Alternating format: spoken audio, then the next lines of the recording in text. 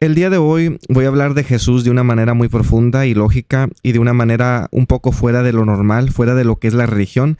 Así que si eres ateo o un creyente o perteneces a otra religión o creencia o quizás no estás seguro en lo que crees, te invito a escuchar este tema ya que voy a hablar de este tema de una manera muy razonable y es importante hablar de Jesús de esta manera ya que es una figura que ha influido mucho en el mundo y voy a profundizar sobre si hace o no sentido realmente creer en esta figura popular y de lo que representa y de lo que significa para muchos. ¿Y quién es Jesús?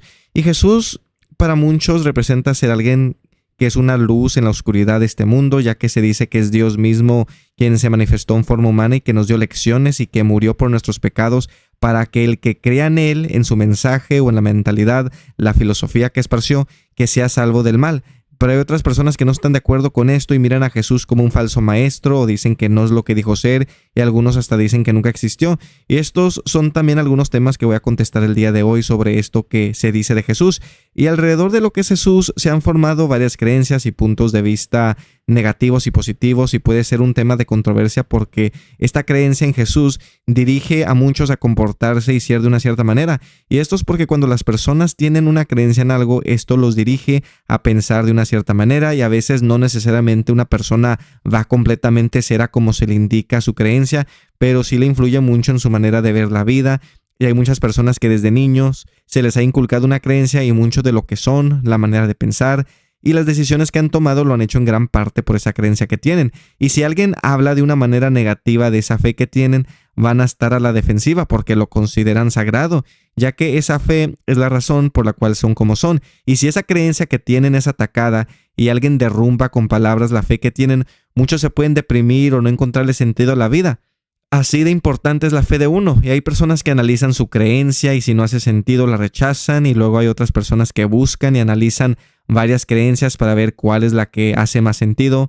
Hay personas que para defender su fe o su religión tienen debates o conversaciones con personas que tienen otra creencia diferente a la de ellos para desafiar esa creencia y para comprobar que la fe que tienen que es la correcta y que las demás no, pero también algunos tienen una mente abierta cuando tienen este tipo de conversaciones donde si pueden ser convencidos a cambiar su creencia, lo aceptan. Hay otra gente que son tan creyentes en su fe que atacan agresivamente verbalmente a los demás o atacan físicamente a personas con otra creencia diferente a la de ellos o hasta acaban con la vida de otras personas que no creen en lo que ellos creen. Así de controversial y peligroso puede ser este tema, así que hay personas que están dispuestas a tener conversaciones o debates con otras personas y que están dispuestas a cambiar su fe si son convencidos con argumentos, mientras hay otras personas que automáticamente te pueden considerar su enemigo por no creer en lo que ellos creen y te pueden hasta lastimar. Entonces se puede entender que esto de creer en algo es muy importante porque forma una manera de ver la vida. Y Jesús es alguien a la cual muchas personas le tienen una creencia y una fe muy grande y esto ha causado a que muchos miren la vida de una cierta manera por causa de Jesús. Y mayormente esto ha causado a que la gente mire la vida de una manera más positiva. Entonces se puede decir que simplemente por eso es lógico creer en Jesús o no hace sentido. Y para verificar si una creencia hace sentido o no, tenemos que ver lo que representa esa creencia y si es coherente o no. O sea, qué es el mensaje principal que se le da a los creyentes de tal fe y qué es lo que representa la figura central de tal fe. Cuando observamos la figura central de una creencia o religión, ¿qué es lo que dice la figura central? ¿Qué dice Jesús? ¿Qué dice Buda? ¿Qué dice Mahoma o Muhammad, como algunos también lo llaman? ¿O qué dice ese Dios de esa creencia del cual tú sigues? ¿Es la figura central de tu creencia alguien inmoral? ¿Es alguien respetuoso? ¿Es alguien violento? ¿Qué es lo que realmente trata de decir en su mensaje? ¿Qué es realmente lo que dice y qué es lo que ha hecho? Todo esto es muy importante considerar cuando tratamos de realmente entender si sí o no hace sentido una creencia. Porque si tu creencia es coherente y hace lógicamente sentido, tú le puedes explicar a los demás el de que por qué crees en lo que crees y los demás pueden admitir que sí hace sentido creer en esa fe que tienes.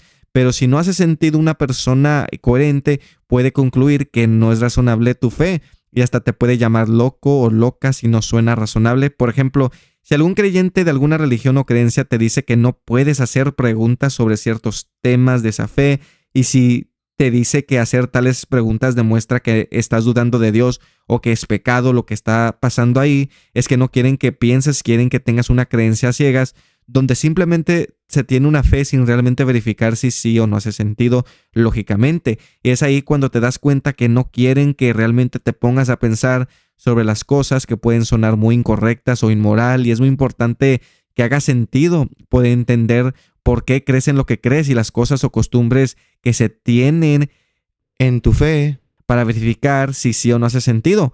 Y muchos hoy en día dicen que el cristianismo o que la Biblia contiene la verdad y dicen que Jesús es la verdad de todas las verdades.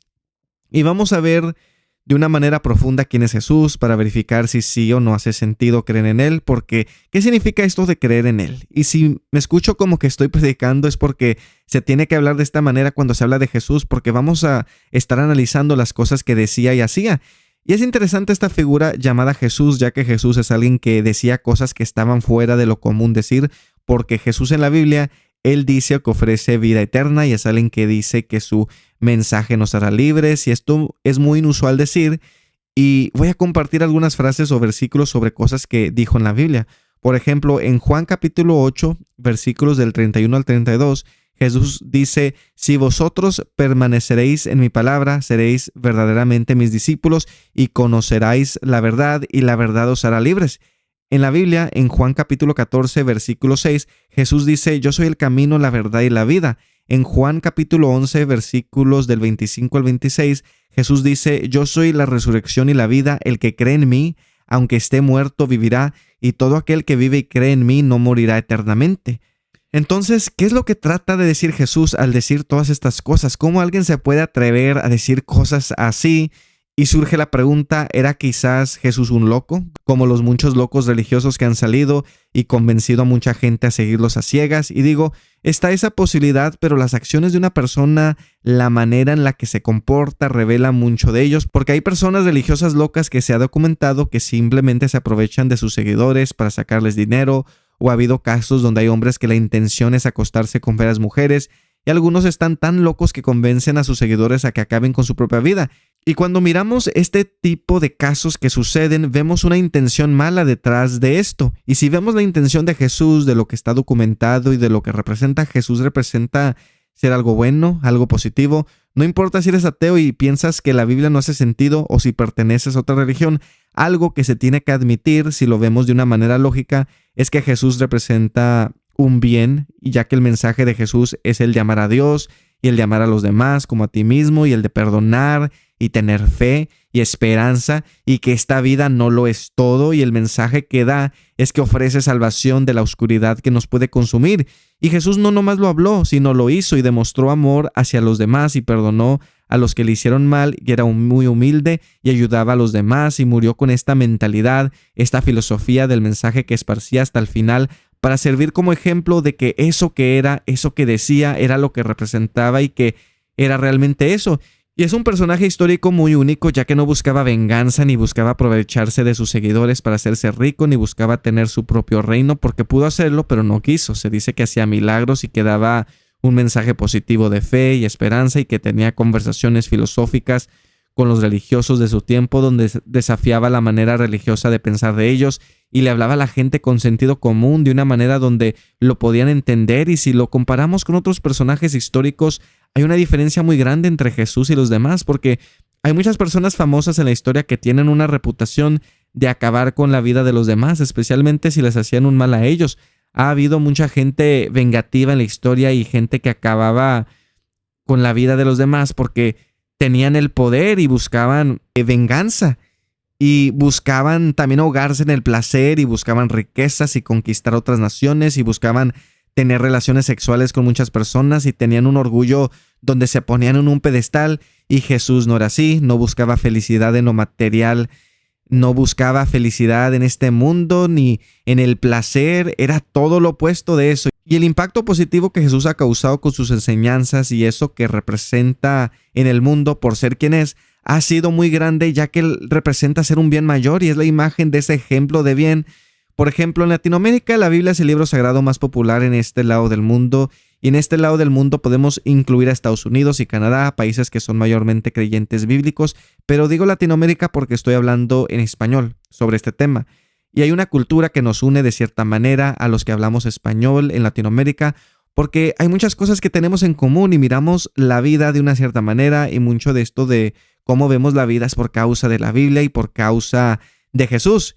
Y hay variaciones de creencias bíblicas cristianas que se han formado de acuerdo a este libro sagrado, y Jesús es el protagonista de este libro cuando entendemos que se dice que Jesús vino a cumplir la profecía del cual se hablaba en el Antiguo Testamento, de que Él era el Mesías, o sea, el Salvador que venía y que vino. Y Jesús ha impactado culturalmente a este lado del mundo de una manera muy grande, porque su mensaje es salvación para todo el que lo acepta y para todo el que lo quiera conocer, y sus lecciones de amor y fe y de perdonar y sus razonamientos lógicos es lo que lo ha hecho muy popular.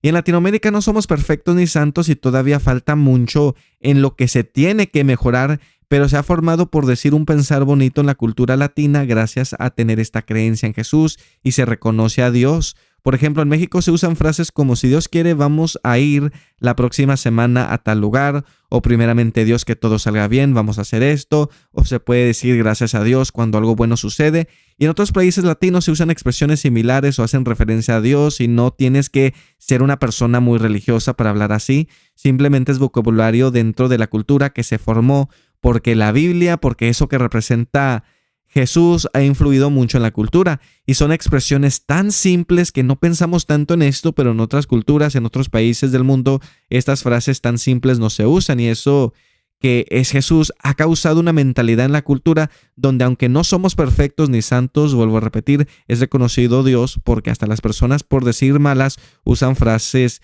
en referencia a Dios. En este lado del mundo, donde se tiene en mente que Dios es bueno y hay un cierto moral y una cierta manera de ver a Dios y a la vida y a los demás, ese amor, ese respeto hacia el prójimo y lo que es el perdón, la fe y la esperanza, de acuerdo a esta creencia de este mensaje de Jesús, que fuertemente ha influido mucho en la cultura. Y aunque no estamos en ese nivel de bien que Jesús puso como ejemplo, porque somos tan imperfectos, sabemos que está ahí ese ejemplo de bien, y esto ha causado a que tengamos una manera de pensar y de ver la vida. Y cuando nos ponemos a pensar en otras culturas y naciones, pueden tener otro pensar donde no conocen el perdón o el amor como nosotros, o no permiten ciertas cosas porque miran la vida diferente, y a veces cuando los observamos podemos pensar que les falta amor y perdón en la manera de pensar de ellos, de tal manera que la manera de pensar de ellos puede ser drásticamente diferente a la de nosotros. Por ejemplo, en muchos países musulmanes, de acuerdo a la creencia del Corán, que es otro libro sagrado, se han formado diferentes variaciones de esa creencia, donde han surgido grupos muy violentos, donde acaban con la vida de otras personas simplemente porque no creen en lo que ellos creen, y a la fuerza quieren convertir a los demás a creer en lo que ellos creen. Y en algunos países o pueblos donde estos grupos han tomado el control, ellos ponen las reglas de lo que sí o no es adecuado o moral de acuerdo a su creencia. Y claro, es otra manera de pensar, y algunos de los que viven en estas naciones están de acuerdo con este tipo de pensar. Pero la razón por la cual hay muchas personas que están sufriendo en estos lugares o no están felices, muchas personas, es porque hay muchas restricciones en lo que sí o no pueden hacer. Hay ciertas reglas y costumbres que se tienen que seguir, porque si no, la consecuencia puede ser que seas atacado físicamente y hasta pueden acabar con tu vida. Por ejemplo, en algunos lugares donde han tomado el control estos grupos religiosos muy extremos, las mujeres no pueden ni salir a solas al pueblo y tienen que cubrir su cuerpo completamente y no enseñar piel ni su pelo, porque si no, las golpean o hasta acaban con la vida de estas mujeres. Y en varios lugares a las mujeres no se les permite ir a la escuela para ser educadas y no tienen la libertad de poder expresar su opinión o hacer lo que ellas quieran. Y luego en estos lugares también hay personas que están monitoreando constantemente a los demás y asegurándose que sigan las reglas de acuerdo a la creencia que se tiene, porque si no se siguen esas reglas hay consecuencias muy negativas.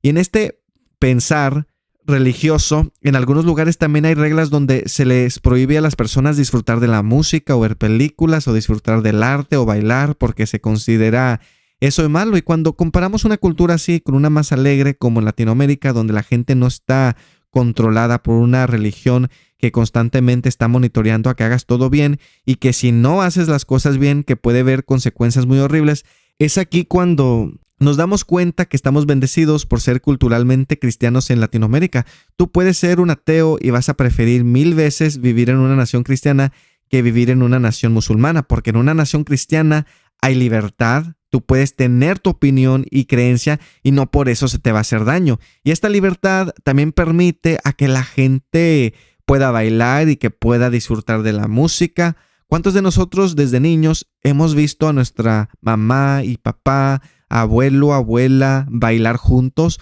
o algún familiar o amigo o algún extraño públicamente, o también oírlos cantar alguna canción. Y en otros países eso se puede considerar malo, y esta libertad que tenemos nos permite poder expresarnos, y las mujeres pueden vestirse como quieran.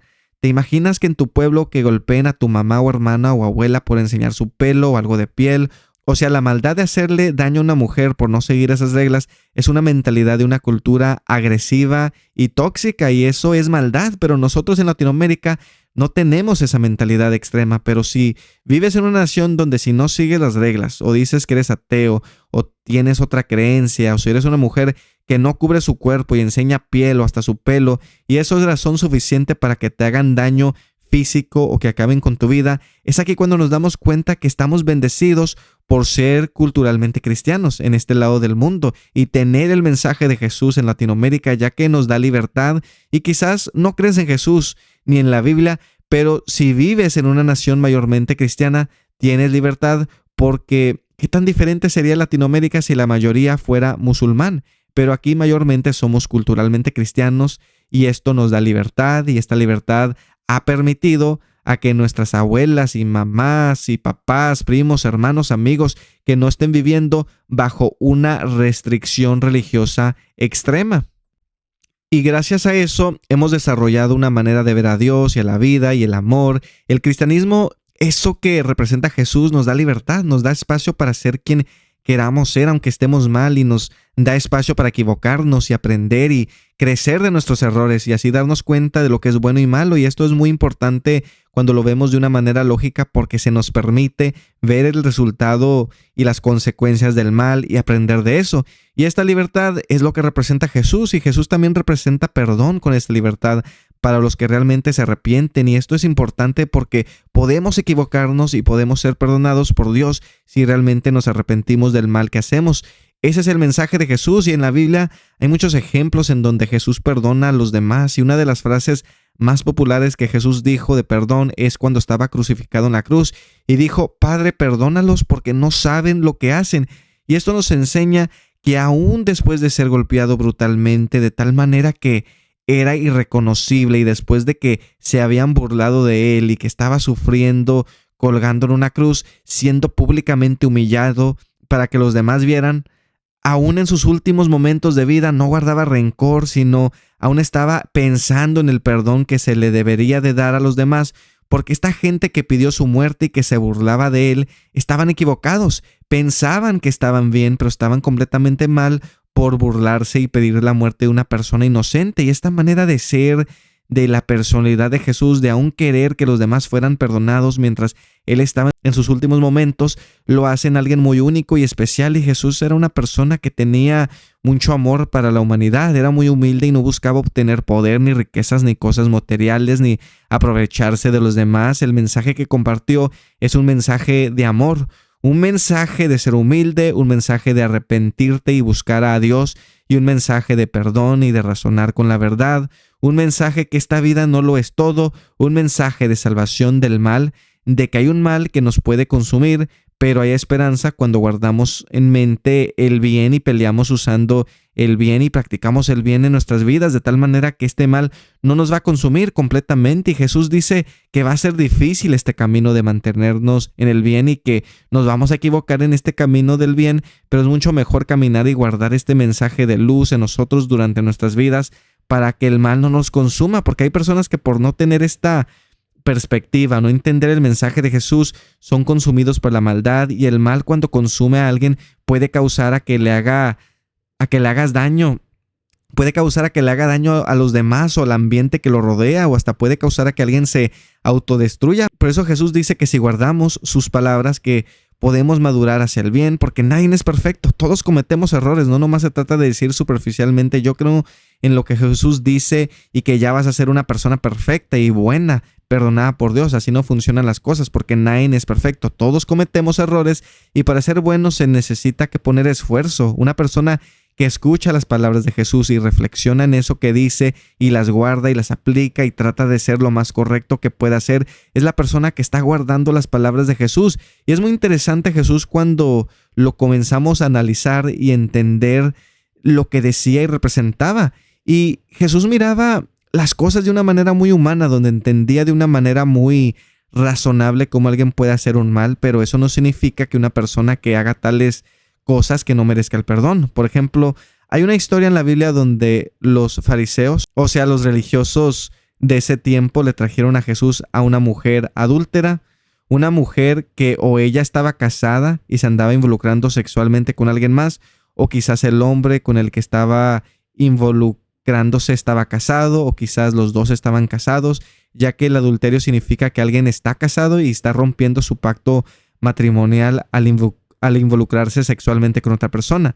Ahora, la Biblia no especifica quién estaba casado o casada, ni tampoco sabemos por qué no le trajeron a Jesús a la otra persona, ese hombre involucrado en el acto también, y son algo injusto que no lo hayan traído también y que nomás le trajeron a la mujer. Pero lo que sí sabemos es que se dice que se cometió ese pecado de ser adúltero y que los fariseos le trajeron a esa mujer a Jesús con esta situación para tratar de hacerlo ver mal en frente de los demás.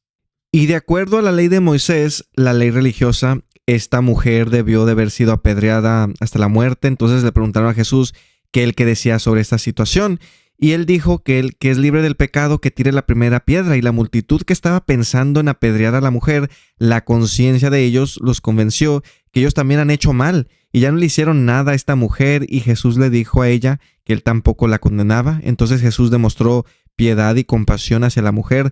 No la condenó, sino que le dio la oportunidad de cambiar, diciéndole que no volviera a pecar. Jesús no negó que esta mujer hubiera pecado, pero al no condenarla ni permitir que otros la ejecutaran, le ofreció una oportunidad de transformación. Esta mujer quizás pensaba que ese día iba a ser su último día y que iba a ser apedreada de una manera muy brutal, y la vida de ella estaba en las manos de Jesús, quien la salvó, y el acto de Jesús fue un gesto de gracia, invitándola a un nuevo camino sin condena, lo que se asemeja mucho al perdón, y el perdón es uno de los mensajes más importantes que compartía Jesús.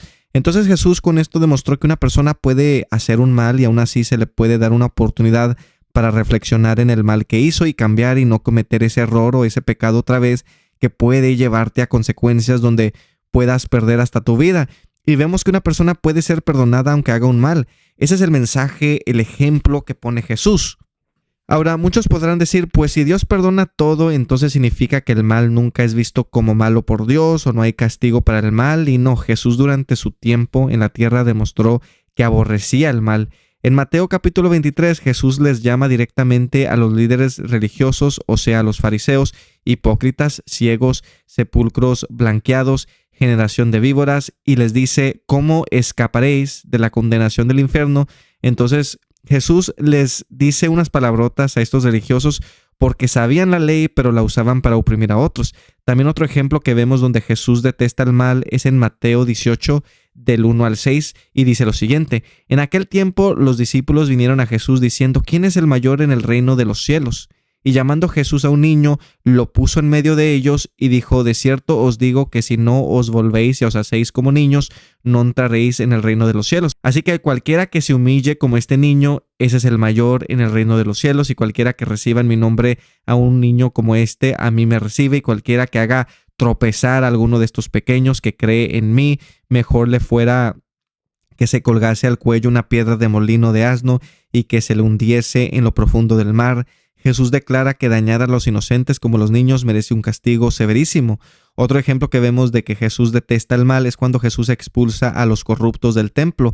En Mateo 21, del 12 al 13, dice lo siguiente: y entró Jesús en el templo de Dios y echó fuera a todos los que vendían y compraban en el templo, y volcó las mesas de los cambistas y las sillas de los que vendían palomas, y les dijo, escrito está, mi casa, casa de oración será llamada, mas vosotros la habéis hecho cueva de ladrones. Y vemos que Jesús les llama ladrones, dice que el templo lo habían convertido en una cueva de ladrones, lo habían convertido en un negocio corrupto, injusto, La frase cueva de ladrones sugiere corrupción o explotación y Jesús se enojó por esta injusticia. Esta escena es una de las pocas donde Jesús muestra una ira justa. No es un enojo por orgullo personal, sino por la injusticia y la corrupción religiosa. Muchos de los fariseos y líderes religiosos en ese tiempo se creían moralmente superiores y constantemente corregían a los demás por cualquier cosa. Sin embargo, el hecho de que se estuviera cometiendo injusticia y corrupción en el templo y que ellos lo permitieran muestra una contradicción con lo que según decían representar. Además, el templo era el lugar más sagrado para los judíos. La gente iba ahí a orar, ofrecer sacrificios a Dios, celebrar fiestas religiosas como la Pascua judía. Pero la falta de respeto al templo y cómo se convirtió en un mercado donde había corrupción era lo que causó a que Jesús se enojara. Jesús no perdona ni dialoga aquí, actúa con autoridad y castiga la corrupción religiosa. Entonces el mal es visto como algo detestable, pero Jesús sí está dispuesto a perdonar a los que realmente se arrepienten o reconocen su mal. Quiero leer uno de los versículos más importantes y se puede decir poderosos que habla de esto en la Biblia, que es importante para entender a Jesús. Y en el libro de Lucas capítulo 23 versículos del 32 al 43 dice lo siguiente: llevaban también con él a otros dos que eran malhechores para ser muertos, y cuando llegaron al lugar llamado de la calavera, le crucificaron ahí y a los malhechores, uno a la derecha y otro a la izquierda. Y Jesús decía: Padre, perdónalos porque no saben lo que hacen. Y repartieron entre sí sus vestidos echando suertes, y el pueblo estaba mirando, y aún los gobernantes se burlaban de él, diciendo: a otro salvó, sálvese a sí mismo, si este es el Cristo, el escogido de Dios. Los soldados también le escarnecían, y acercándose y presentándole vinagre, y diciendo: si tú eres el rey de los judíos, sálvate a ti mismo. Había también sobre él un título escrito con letras griegas, latinas y hebreas: este es el rey de los judíos. Y uno de los malhechores que estaban colgados le injuraba, diciendo: si tú eres el Cristo, sálvate a ti mismo y a nosotros. Respondiendo el otro le reprendió, diciendo: ¿ni aún temes tú a Dios, estando en la misma condenación? Nosotros a la verdad justamente padecemos, porque recibimos lo que merecieron nuestros hechos, mas este ningún mal hizo. Y dijo a Jesús: acuérdate de mí cuando vengas en tu reino. Entonces Jesús le dijo: de cierto te digo que hoy estarás conmigo en el paraíso. Entonces vemos que un criminal no reconoce su mal y el otro sí reconoce que es culpable, y el criminal que reconoce su culpa también reconoce la inocencia de Jesús. No se justifica a sí mismo de su mal que hizo, y el criminal hace una petición humilde y le dice a Jesús: acuérdate de mí cuando vengas en tu reino.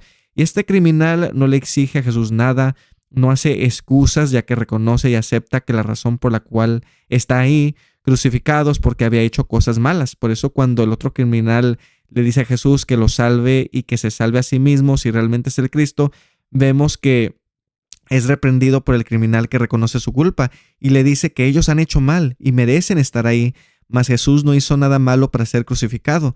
Este criminal ha de haber oído lo que se decía de Jesús y tenía conocimiento de Jesús, porque reconoce que Jesús no hizo nada malo para ser crucificado, y con ese conocimiento que tenía había fe en él hacia Jesús, y simplemente le dice a Jesús que se acuerde de él. Y vemos aquí un hombre que reconoce sus males y acepta que está ahí por sus acciones, y sabemos que está arrepentido, porque una persona que ha hecho mal no espera a que algo bueno le suceda. Y no le exige a Jesús algo como bájame de la cruz, simplemente le dice a Jesús que se acuerde de él. Y Jesús conoce los pensamientos, las intenciones de las personas.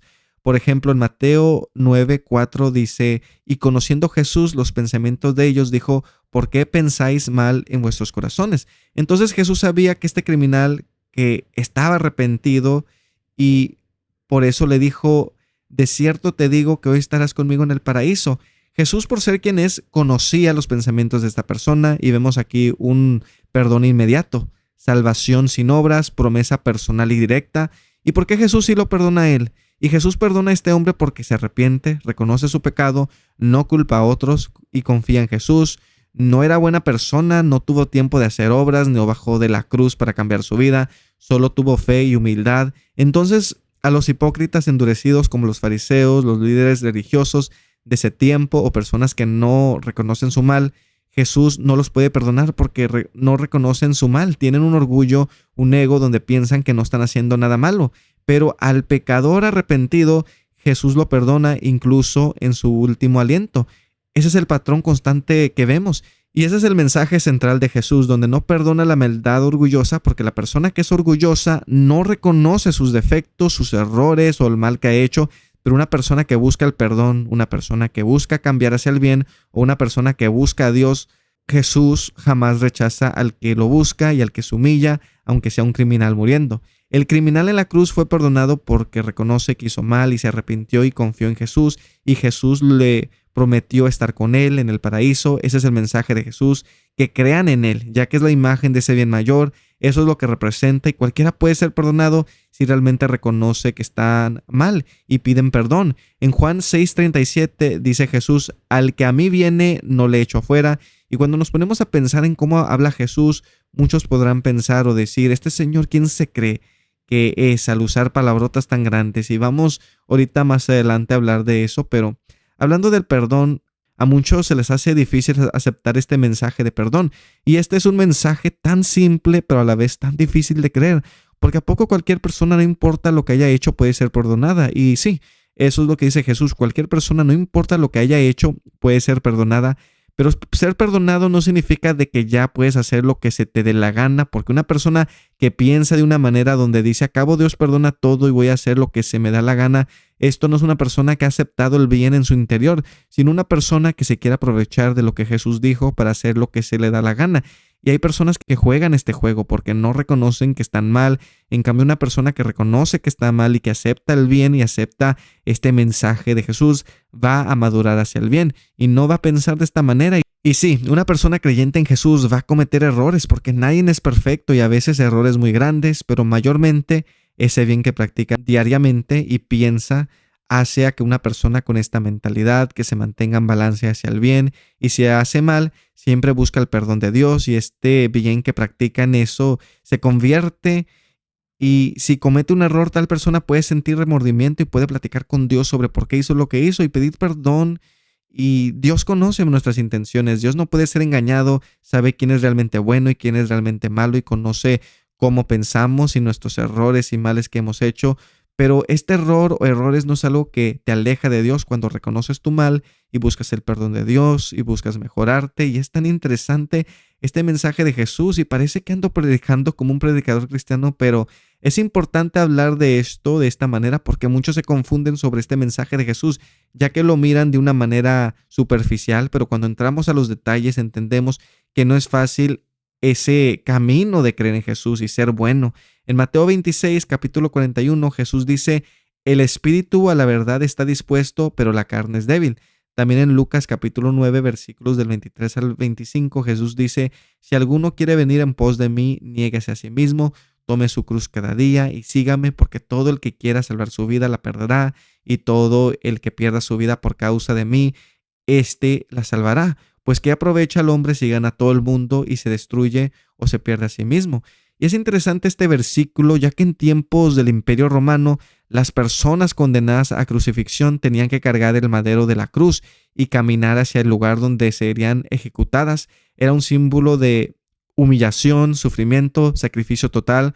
Por eso cuando Jesús dijo esto, la gente entendía que hablaba de entrega radical. Y Jesús, cuando estaba usando el ejemplo de la cruz, lo estaba diciendo antes de que fuera crucificado.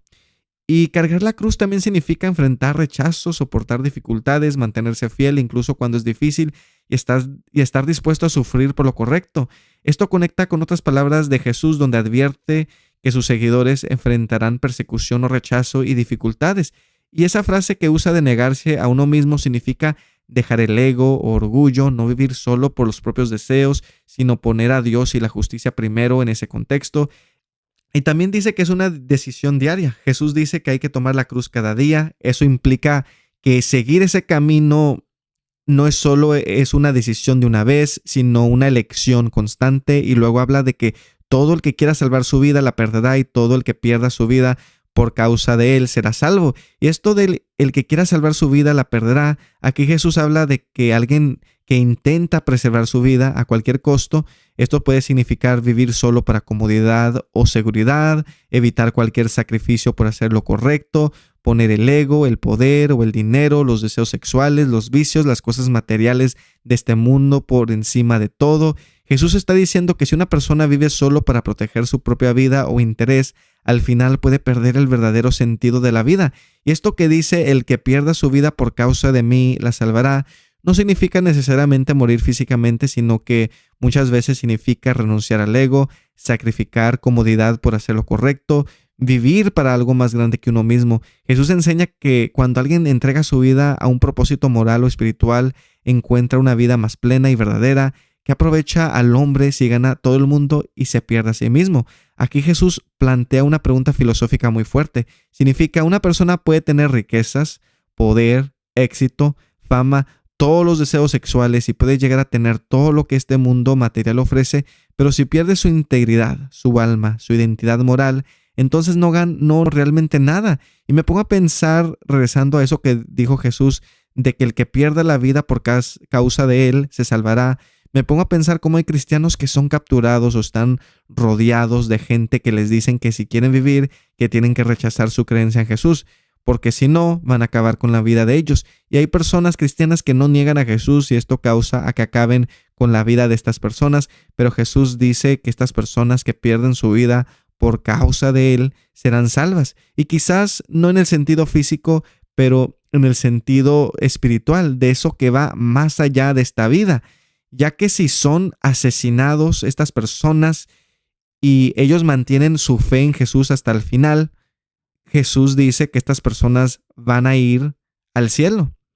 Y luego hay personas que viven en países o ambientes muy cómodos y les da vergüenza simplemente decir que creen en Jesús. Entonces hay personas que son personas perseguidas, donde arriesgan su vida por su fe y no renuncian a su creencia. Y luego hay personas en ambientes cómodos donde pueden practicar su fe libremente, pero a veces lo ocultan o se avergüenzan. Y cuando nos ponemos a pensar en esto, Jesús dice que seguirlo implica lealtad real, no solo cuando es fácil. La enseñanza es que la fe verdadera se mantiene incluso cuando cuesta, no solo cuando es conveniente o cómodo. Ahora, muchas personas quizás pueden reconocer que lo que representa Jesús es algo bueno, pero muchos pueden decir que no existió. Y es muy importante hablar de la existencia de Jesús para decir que es válido creer en Jesús. Y Jesús ha causado un impacto tan grande en el mundo, de tal manera que cuando nos fijamos en la historia, se usa antes de Cristo y después de Cristo, cuando nos referimos a un periodo en la historia. Y este sistema de calendario que se usa comenzó desde que nació Jesús. O sea, se dice que Jesús murió a los 33 años. Entonces, en la historia, entre el año 1 y 33 después de Cristo era cuando estaba vivo Jesús. Entonces, si alguien dice que, por ejemplo, que algo sucedió en el año 100 después de Cristo, están hablando de 100 años después de que nació Jesús. Y si dicen algo como que en el año 30 después de Cristo sucedió algo, están diciendo que algo sucedió 30 años después de que nació y era cuando tenía 30 años Jesús, y era cuando se dice que estaba físicamente aquí en la tierra. Ahorita estamos a 2000 años después de Cristo, desde que nació. Y este sistema calendario es el más usado en el mundo y ha sido tan grande que ha afectado cómo nos referimos a la historia humana. Y claro, en algunos contextos académicos o seculares, en vez de usar antes de Cristo o después de Cristo, a veces se usa antes de la era común o la era común. Es el mismo calendario, pero solo cambian el nombre para evitar lenguaje religioso. Ahora vamos a hablar sobre documentos fuera de la Biblia donde se habla de Jesús. Por ejemplo, hay una obra historiográfica de 20 volúmenes llamada Antigüedades Judías, escrita por el historiador judío Flavio Josefo, donde menciona a Jesús. Y Flavio Josefo nació alrededor del año 37 después de Cristo en Jerusalén. Era judío fariseo y provenía de una familia sacerdotal. Participó en la guerra judía contra Roma entre los años 66 y 73 después de Cristo. Después de ser capturado por los romanos, terminó trabajando bajo protección romana. Vivió en Roma y escribió varias obras históricas sobre el pueblo judío. Y en esta obra llamada Antigüedades Judías, que fue publicada alrededor del año 93 y 94 después de Cristo, o sea, 60 años después de la crucifixión de Cristo, ofrece una narrativa completa de la historia judía, desde la creación de la humanidad hasta el estallido de la primera guerra judía romana, enmarcando la tradición judía para un público grecorromano. Y en el libro 18 aparece un párrafo que habla de Jesús y lo obtuve de un sitio académico de la Universidad de Chicago que publica textos históricos antiguos. Voy a dejar un enlace en la descripción del video y lo traducí del inglés al español y dice lo siguiente. Por aquel tiempo vivió Jesús, un hombre sabio, si es lícito llamarlo hombre, porque hacía maravillas y era maestro de quienes recibían la verdad con agrado. Atrajo a muchos judíos y gentiles. Él era el Cristo, y cuando Pilato, a sugerencia de los principales entre nosotros, lo condenó a la cruz, los que lo amaron desde el principio no lo abandonaron, pues se les apareció vivo al tercer día, tal como los profetas divinos habían predicho esto y otras 1000 maravillas acerca de él. Y la tribu de los cristianos, que así se llaman por él, no se ha extinguido hasta el día de hoy.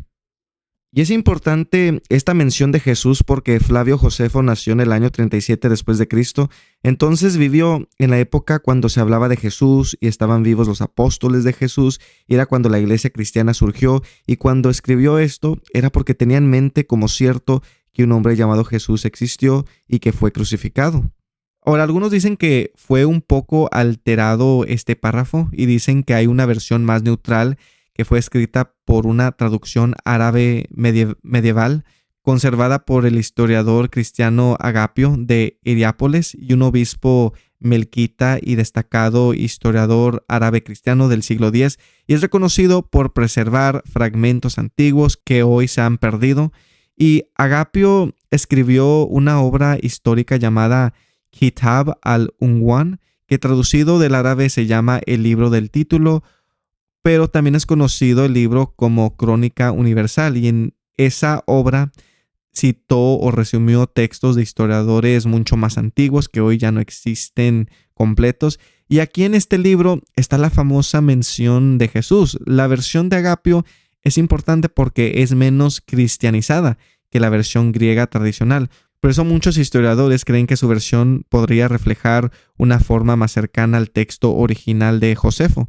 Y muchos académicos creen que esta versión árabe podría estar más cerca del texto original de Josefo porque suena menos cristiana y más neutral. Y esta versión de Agapio la encontré en jewishchristianlit.com y es un sitio educativo que reúne textos históricos y religiosos antiguos para estudiantes y personas que estudian la Biblia, la historia antigua y estudios religiosos. Entonces está en inglés, pero podemos traducir la página al español y vemos que dice lo siguiente al ser traducida. En este tiempo había un hombre sabio que se llamaba Jesús y su conducta era buena y era conocido por ser virtuoso, y muchas personas de entre los judíos y las otras naciones se convirtieron en sus discípulos. Pilato lo condenó a ser crucificado y a morir, y aquellos que se habían convertido en sus discípulos no abandonaron su discipulado, informaron que se les había aparecido después de su crucifixión y que estaba vivo. En consecuencia, él era quizás el Mesías, acerca del cual los profetas han relatado maravillas. Y vemos que esta versión es un poco diferente y esta versión se considera más neutral. La versión que aparece en algunos manuscritos griegos dice cosas como si es lícito llamarlo hombre, él era el Cristo. Eso suena demasiado cristiano para un historiador judío que no era cristiano. En cambio, la versión árabe no afirma directamente que Jesús sea el Mesías, sino que dice que sus seguidores creían eso. Por eso muchos investigadores piensan que refleja mejor lo que Josefo pudo haber escrito originalmente. Pero se puede entender de lo que entendemos y tenemos de este pasaje que se habla de Jesús como un hombre bueno y sabio que fue crucificado, y se entendía y consideraba históricamente cierto de que Jesús existió.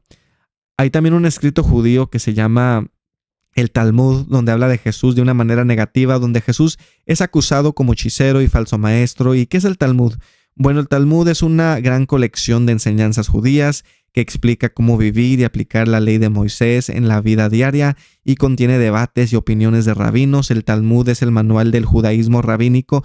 No dice qué creer, sino cómo vivir la ley judía, y el Talmud fue escrito comenzando alrededor de 200 años después de Cristo y fue terminado alrededor de los años 500 después de Cristo, pero hace referencia a Jesús, y es importante esto históricamente porque esta religión judía reconoce que Jesús existió y reconoce que fue ejecutado y reconoce que Jesús tuvo seguidores. Esto descarta la idea de que Jesús era un mito, aunque no apoya a Jesús y lo critica y lo desacredita de eso que representaba ser.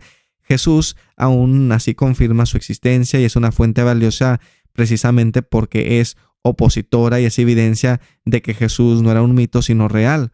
Ahora, otro ejemplo muy importante viene de un historiador romano llamado Tácito que también habla de Jesús y él escribe que el emperador romano llamado Nerón, que culpó a los cristianos de haber causado el gran incendio de Roma que ocurrió en julio en el año 64 después de Cristo, y durante el gobernado del emperador Nerón hubo un incendio que duró 6 días que destruyó 10 de los 14 distritos de la ciudad y miles de casas quedaron en ruinas y muchísima gente perdió todo y mucha gente le estaba echando la culpa al emperador Nerón de haber causado esto. Sin embargo, realmente no se sabe si realmente fue él el que causó esto o alguien más o alguna otra causa.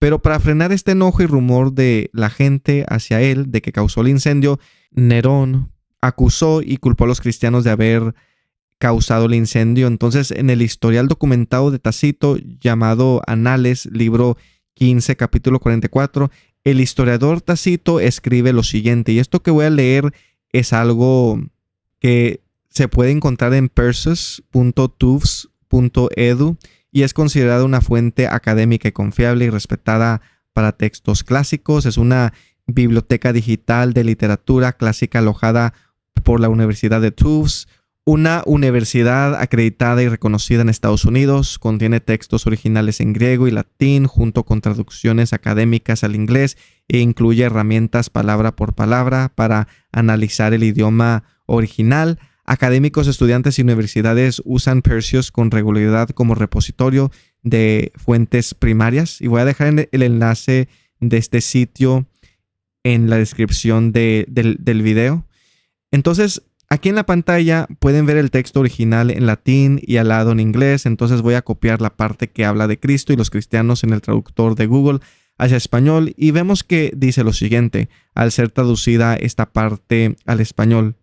Y dice: en consecuencia, para callar los rumores, Nerón atribuyó la culpa e infligió las torturas más crueles a una secta odiada por sus abominaciones, llamada cristianos por el pueblo.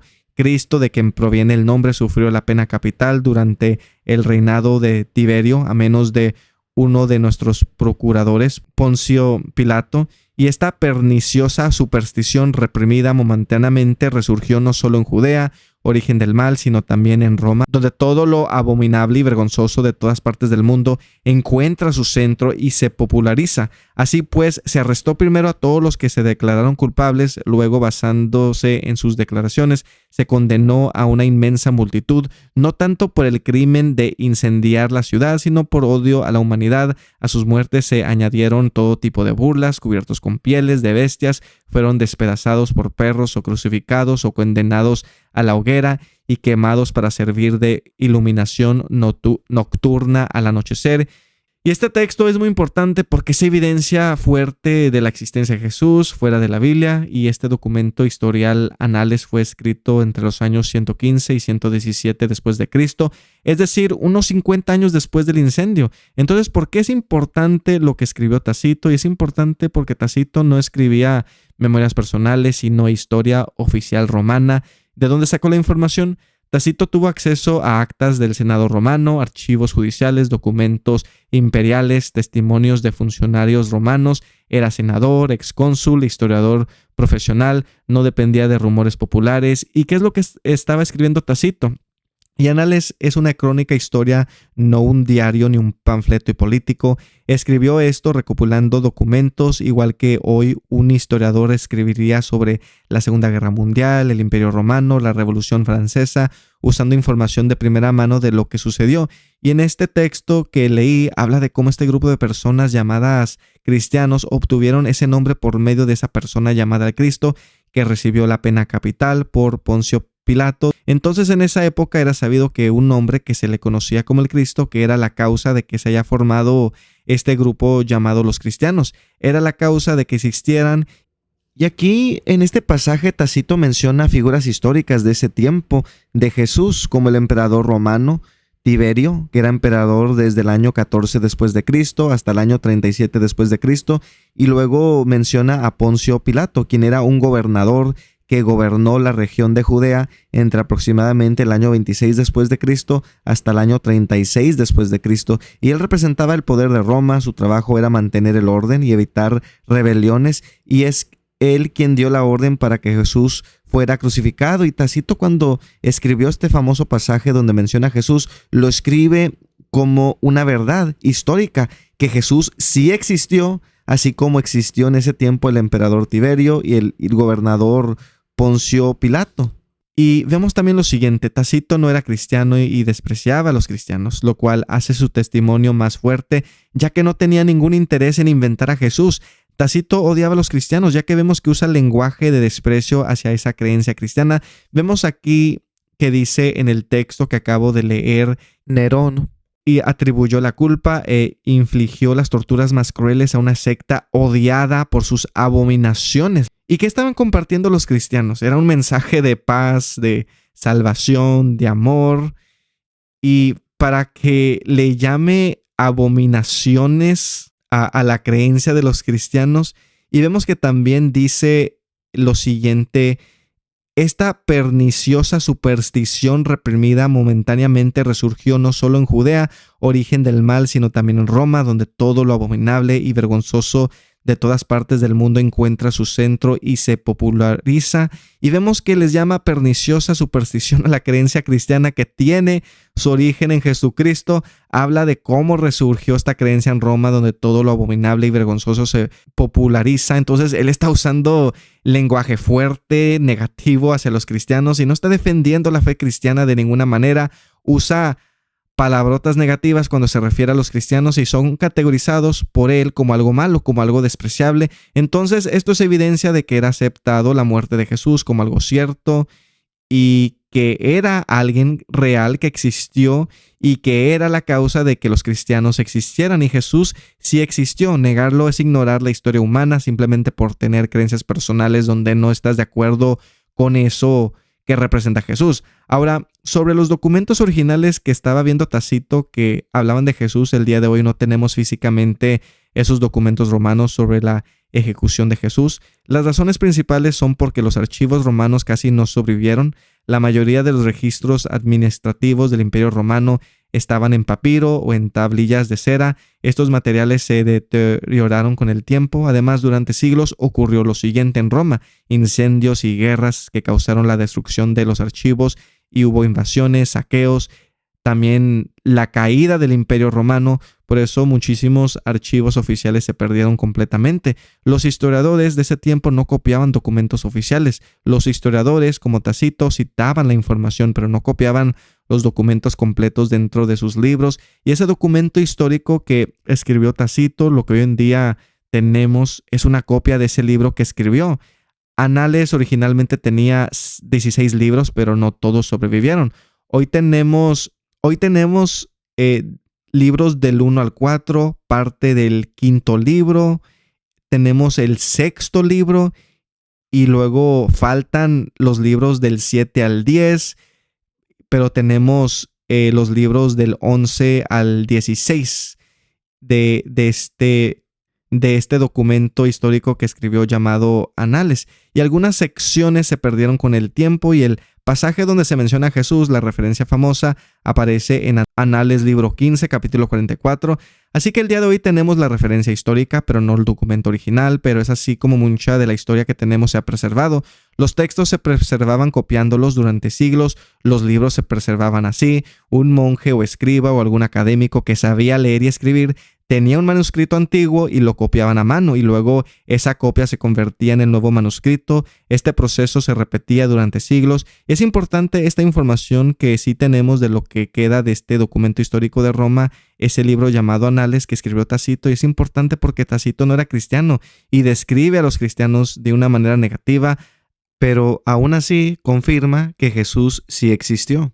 Por eso muchos historiadores consideran su referencia una de las fuentes no cristianas más importantes sobre Jesús. Es interesante cuando nos ponemos a pensar en cómo pueden suceder cosas muy importantes o cosas interesantes, y a veces nadie escribe de eso que sucedió, y a veces sí se escribe sobre eso, y aún así documentos tan importantes o interesantes son perdidos o destruidos y ya no se sabe más de lo sucedido. Se estima que más del 95% de los textos del mundo antiguo se perdieron, y si comparamos eso a nuestra época moderna actual en la que vivimos, donde ahora es cuando más información es guardada de lo que sucede como nunca antes en la historia de la humanidad, vemos que se perdió una gran cantidad de información antigua, porque ahorita, el día de hoy, casi cada chisme, cada evento grande o pequeño o noticia es guardada y tenemos información a detalle de las personas famosas o importantes de nuestra época.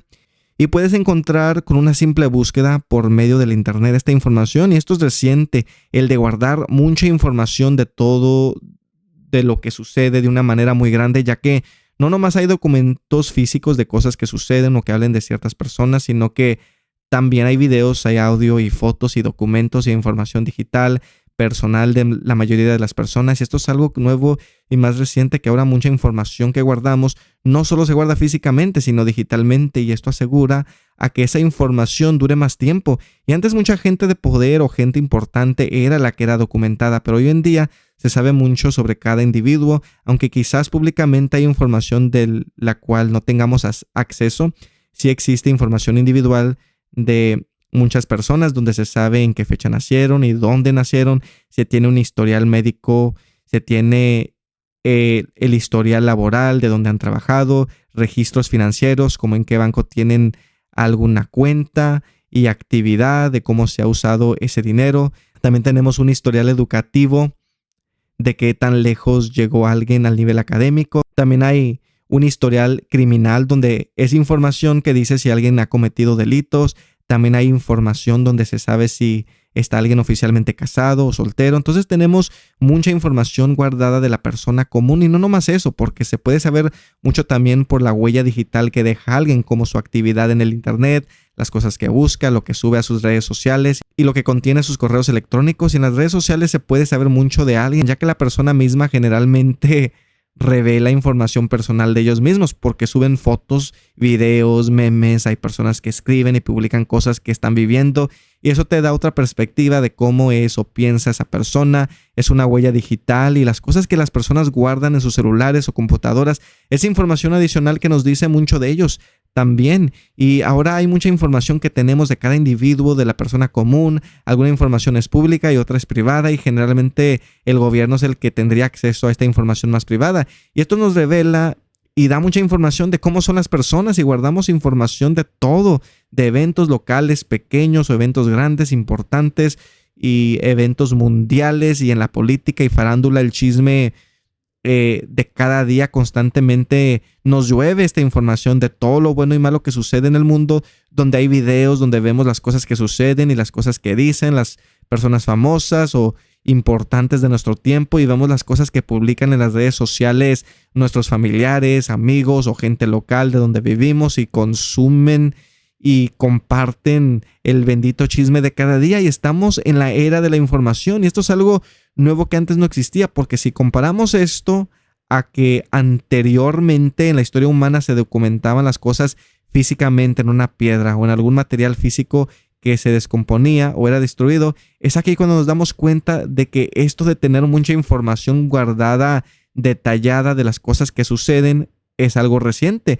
Y en base a esto es lógico concluir que hay cosas que han sucedido en el pasado que no tenemos documentado, y me pongo a pensar en lo siguiente, y esto es a un nivel más pequeño y personal, donde he oído a familiares y amistades hablar de ciertas personas que nunca he conocido, y se acuerdan de cómo era esa persona. Y también hay personas que yo conocía en mi niñez y adolescencia que hicieron ciertas cosas que yo me acuerdo, y cuando nos acordamos de estas personas, solamente la gente que estaba en esa ubicación y vivas en ese tiempo saben cómo era esa persona, ya que observaban a tal persona que ahora ya no existe, o que quizás que ya no vive en esa ubicación, donde se sabía que tenía una cierta reputación o que hacía ciertas cosas, y mucho de esto no queda documentado. Y mucha gente, cuando las oyes platicar de alguien de su pasado, pueden decir algo como que me acuerdo que fulanito era así, o que un día fuimos a tal lugar y hizo esto, aquello, o que era muy bueno, o era un pan de Dios, o era de lo peor, o era muy chistoso, o inteligente, o ignorante. La gente habla de lo que observan y viven, y mucho de esto no queda documentado. Ya si alguien se hace más popular o famoso o famosa, se documenta más de tal persona, pero la gente común de cada día, hay muchas cosas que hacen, hay muchas cosas que les sucede y no hay un registro de eso. Y también me acuerdo que en mi preadolescencia era muy popular escribirle cartas a la persona que te gustaba o la persona con la que estabas en una relación y había personas que les escribían cosas muy romanticonas a la persona a la cual le tenían un cariño, y estos papeles los encontrabas a veces tirados en el suelo afuera de la escuela, o miraba yo cómo los tiraban a la basura y, por ejemplo, si llovía, ese papel tirado afuera se descomponía o se lo llevaba el agua de tanto que llovía, y los papeles que fueron tirados a la basura se perdían para siempre, ya que también se descomponen en un ambiente de basura, y se borraba esa evidencia física de esa expresión romántica. Entonces hay muchas cosas que se han escrito también recientemente en nuestra época y no queda evidencia de eso. Y digo todo esto porque hay personas que dicen que no creen en Jesús, dicen que no era real, dicen que nunca existió porque buscan más evidencia de su existencia, y que estos documentos que mencioné que no son suficientes para decir que Jesús era real. Sin embargo, son documentos históricos que hablan de Jesús y de la existencia de ese grupo que surgió llamado los cristianos, que ya existían en el primer siglo, y esa es la realidad. Y quizás hubo otros documentos que hablaban de Jesús, pero quizás fueron destruidos o se descompusieron. Además, otra razón por la cual no hay más documentación de Jesús fuera de la Biblia es porque mucha gente era analfabeta. En ese tiempo muchos no sabían ni leer ni escribir, había mucha gente analfabeta y no tenían educación formal, y el chisme se esparcía por la boca, en la plática, y escribir era caro y poco común. Los materiales que se usaban, por decir, como papel para escribir no eran como hoy. Los más usados eran papiro, que era hecho en Egipto, y pergamino, que es hecho de piel de animal.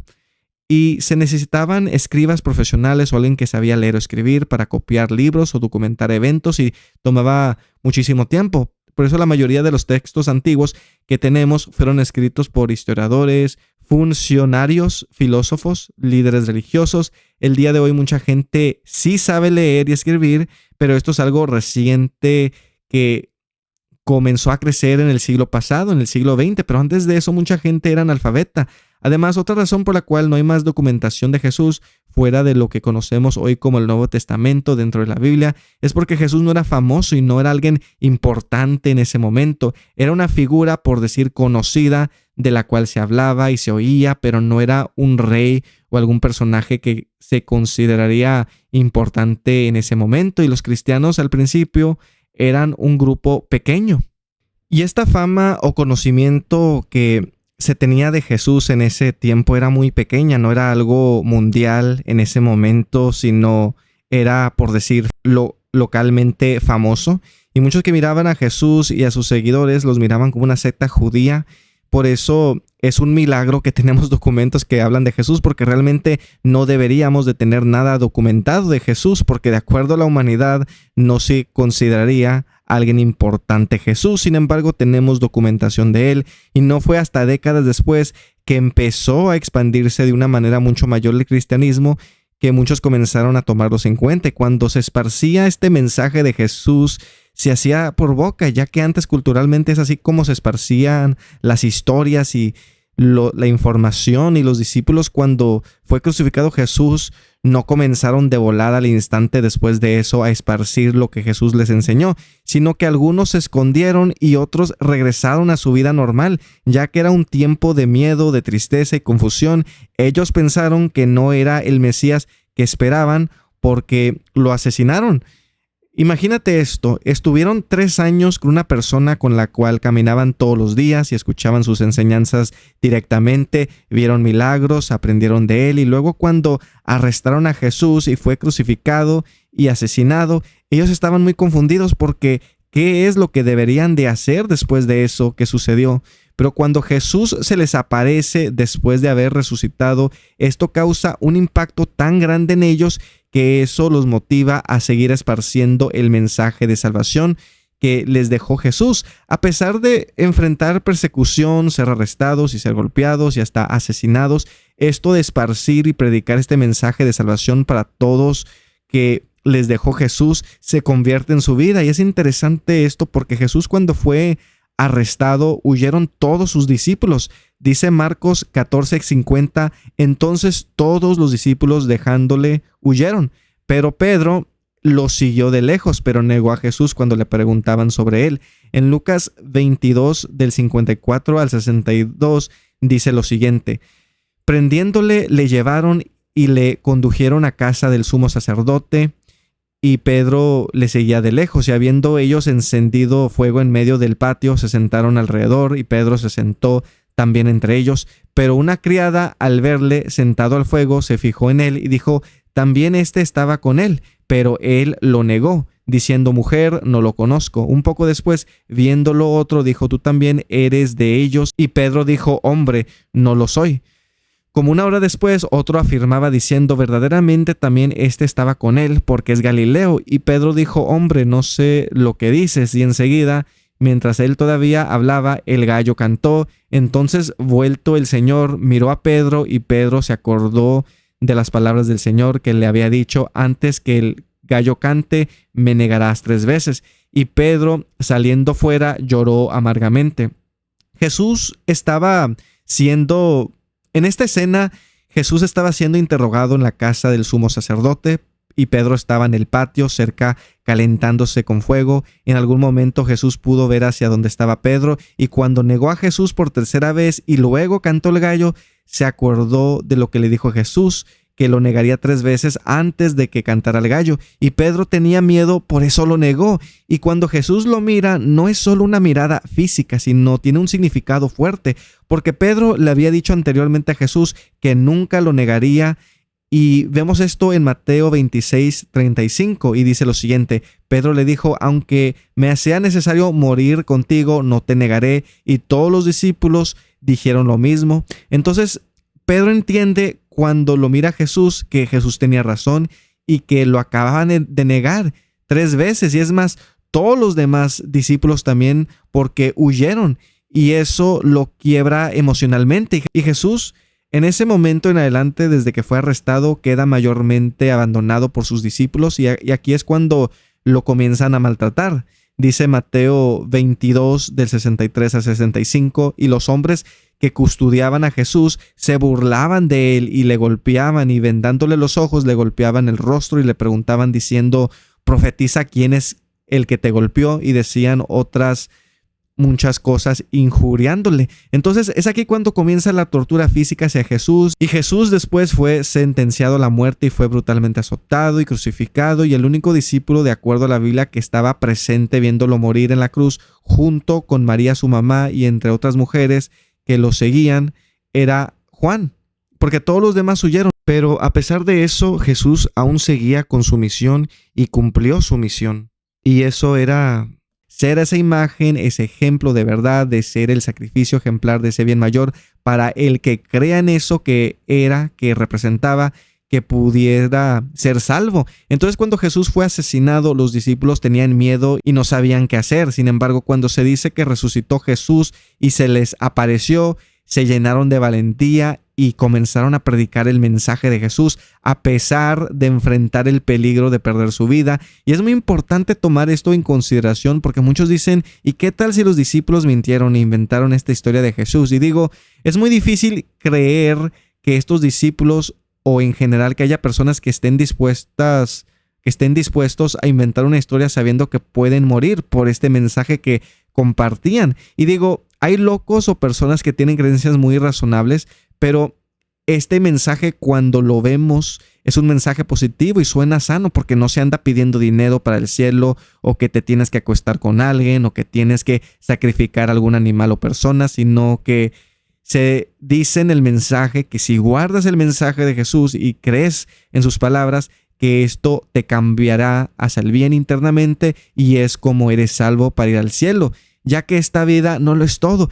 Así que ese es el mensaje que estos discípulos, que después Jesús los nombró apóstoles, ese es el mensaje por el cual estaban dispuestos a morir, y ya no tenían miedo a enfrentar el peligro que se les viniera, ya que Jesús los impactó de una manera muy profunda, donde ya no tenían dudas, ya estaban seguros en lo que creían y en lo que debían de hacer.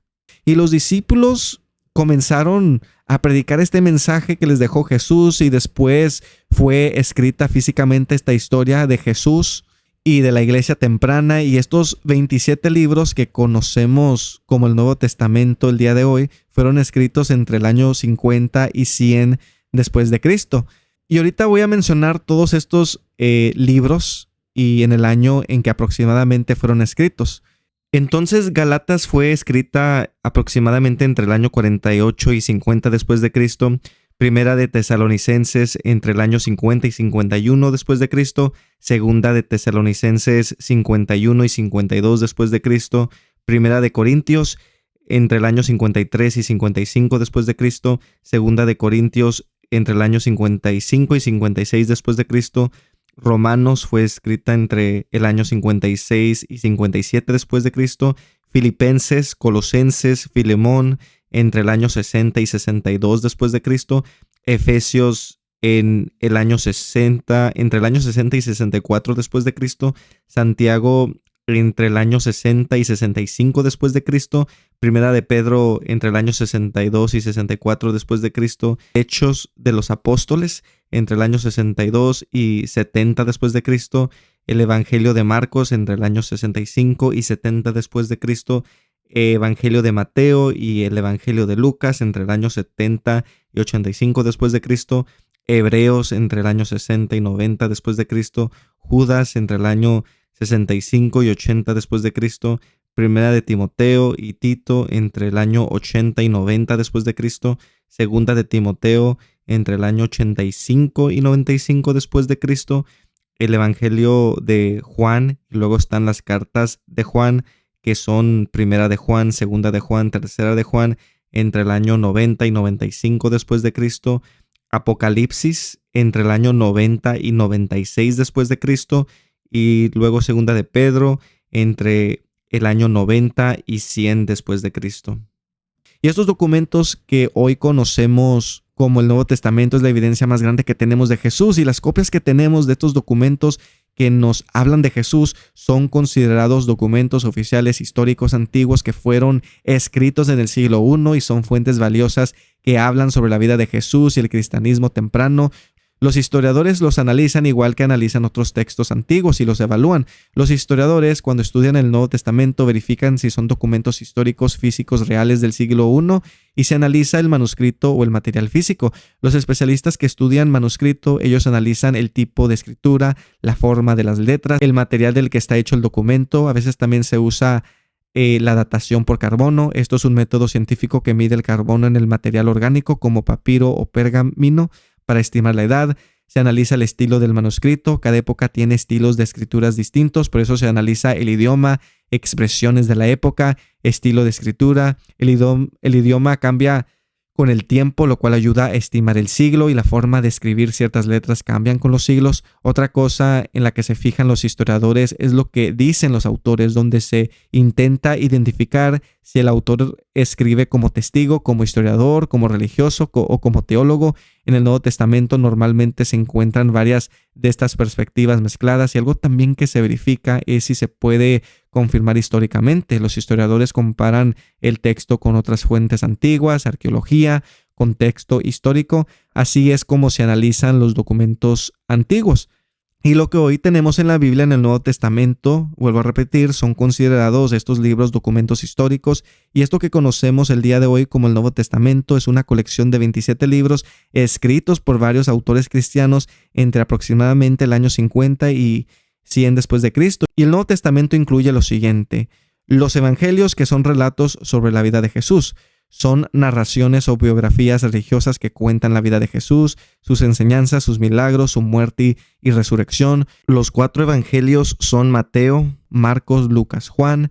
Estos textos fueron escritos para enseñar a las comunidades cristianas quién era Jesús. Y luego está el libro de Hechos de los Apóstoles. Este es más parecido a un libro de historia y cuenta cómo comenzó la iglesia cristiana, qué hicieron los apóstoles después de la muerte de Jesús, los viajes de Pablo, cómo el cristianismo se expandió por el Imperio Romano. Y luego las cartas epístolas, y aquí sí encontramos muchas cartas reales. Estas eran mensajes enviados a la iglesia o personas específicas para corregir problemas, explicar doctrinas, dar consejos morales, responder preguntas. Por ejemplo, el libro de Romanos y Primera y Segunda de Corintios, Gálatas, Efesios, Filipenses, Colosenses, Primera y Segunda de Tesalonicenses, Primera y Segunda de Mateo, Tito, Filemón, Hebreos, Santiago, Primera y Segunda de Pedro, Primera, Segunda y Tercera de Juan, Judas. Estas son las cartas que se usan en el Nuevo Testamento para doctrina. Y luego está el libro de Apocalipsis. El último libro, Apocalipsis, es diferente. Es un texto profético y simbólico lleno de visiones sobre el futuro, la lucha entre el bien y el mal, el juicio final. En resumen, el Nuevo Testamento contiene 4 biografías de Jesús, los Evangelios, un libro histórico, el libro de Hechos, 21 cartas y un libro profético que es el Apocalipsis. Y estos son los 27 escritos o libros que tenemos hoy en día y forman y son el Nuevo Testamento que está en la Biblia el día de hoy. Ahora, ¿por qué 27 libros? Y se escogieron estos 27 documentos como oficialmente confiables porque fueron escritos estos documentos en el tiempo de los apóstoles. O sea, esos famosos 12 discípulos que Jesús escogió se volvieron en apóstoles. Ese es el título que Jesús les dio para ir por el mundo y predicar el mensaje de salvación. Y digo, Judas se quitó la vida, entonces quedaron 11, pero después ellos escogieron a Matías para ser apóstol, entonces hubo 12 apóstoles de nuevo. Y cuando fueron escritos estaban cerca de los hechos reales de ese tiempo y había testigos vivos que podían confirmar o rechazar lo que se decía. Entonces en ese tiempo había autoridad de lo que sí o no era cierto. Por medio de los apóstoles, las iglesias no nomás aceptaban cualquier documento o carta que recibían como verdad, sino que preguntaban que de quién venía esa carta. O sea, se buscaba la autoridad y verificaban si hacía sentido con lo que se había dicho y sabían. Y hay personas que dicen, ¿cómo podemos saber que se acordaron de todo lo que según vivieron estos apóstoles? Porque usan ese famoso ejemplo donde si pones a 10 personas en una línea y le cuentas algo a la primera persona, que ya para cuando llegue ese chisme a la 10ª persona, que el mensaje va a ser alterado. Y digo, es un ejemplo muy ignorante porque no están tomando en cuenta el impacto. Por ejemplo, si alguien te pregunta, ¿te acuerdas de lo que hiciste hace 10, 20, 30 años en este día? Y muchos no se van a acordar. Pero si era un día muy importante o especial, sí va a haber personas que te van a responder exactamente lo que estaban haciendo. Y cuando, por ejemplo, te casas con el amor de tu vida o disfrutas un día muy especial en tu infancia con tus amigos o pasa algo trágico, eso te va a impactar de tal manera que te vas a acordar de eso porque es algo que te impactó. Así que este experimento de que si pones a 10, 50 o hasta 100 personas en una línea que se usa para desacreditar que quizás los apóstoles no se acuerdan de lo que vivieron, es una excusa irrazonable porque puede haber personas en esa línea que ni quieren estar ahí o se les hace complicado acordarse de todo lo que se les dice y mejor no se acuerdan de nada, inventan algo. Pero si algo te impacta y es un momento muy importante de tu vida, te vas a acordar. Y los apóstoles fueron impactados por lo que vivieron con Jesús, y cuando se comparan estos documentos el uno con el otro, son coherentes y hacen sentido el uno con el otro, y porque fueron escritos en el primer siglo, que es cuando estaban vivos los apóstoles, por eso se consideran confiables. Entonces en el primer siglo se escriben los libros y las iglesias los empiezan a usar.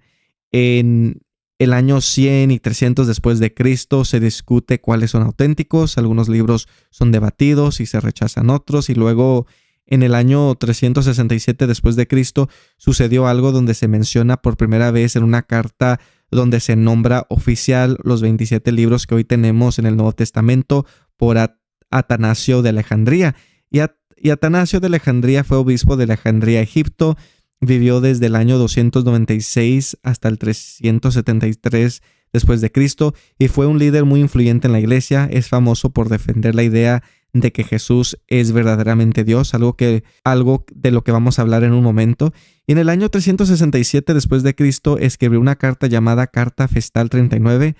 Ahí hizo algo histórico, donde nombra exactamente los 27 libros del Nuevo Testamento, los mismos de hoy. Él afirma que esos 27 libros que eran los correctos como escritura, y él no decidió personalmente y escogió estos libros, sino que recopiló lo que ya era aceptado por las iglesias cristianas y dejó una lista clara.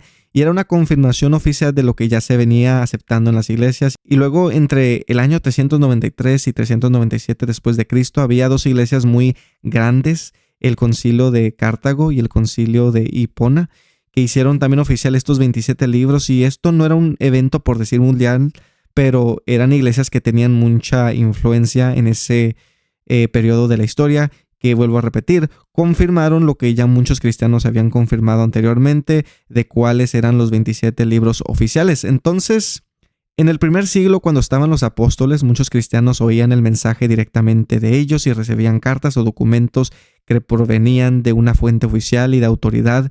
Ya después las iglesias se basaban en los documentos que eran la norma de usar para dar el mensaje. Ahora, ¿quién los escribió? Y algunos de los primeros cristianos sabían leer y escribir, pero no necesariamente todos los discípulos directos de Jesús escribieron los libros del Nuevo Testamento. En el mundo antiguo, mucha gente era analfabeta. En el siglo I, la mayoría de la población no sabía escribir ni leer, solo una minoría tenía educación formal. Los escribas y maestros religiosos eran quienes más sabían escribir y leer. Por eso en el libro de Hechos se menciona que algunos apóstolos eran sin letras. En Hechos 4:13 dice: entonces viendo el denuedo de Pedro y de Juan y sabiendo que eran hombres sin letras y de vulgo, se maravillaban y les reconocían que habían estado con Jesús.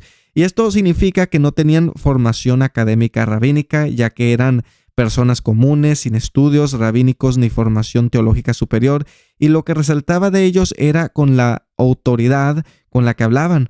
Reconocieron que su confianza y conocimiento provenía de haber estado con Jesús, por eso se maravillaban porque oían que sabían hablar muy bien y no tenían estudio.